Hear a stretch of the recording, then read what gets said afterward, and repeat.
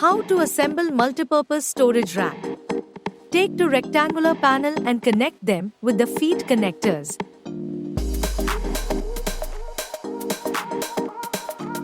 Attach two square panels with holes and one square panel vertically to the base as marked.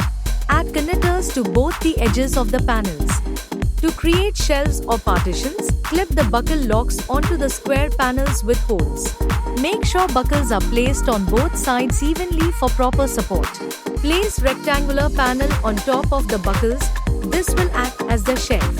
Finally, close the unit by adding rectangular panels to the back and top.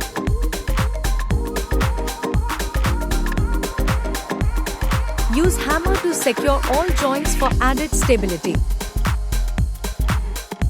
Follow the same steps to assemble the remaining sections and build the complete rack.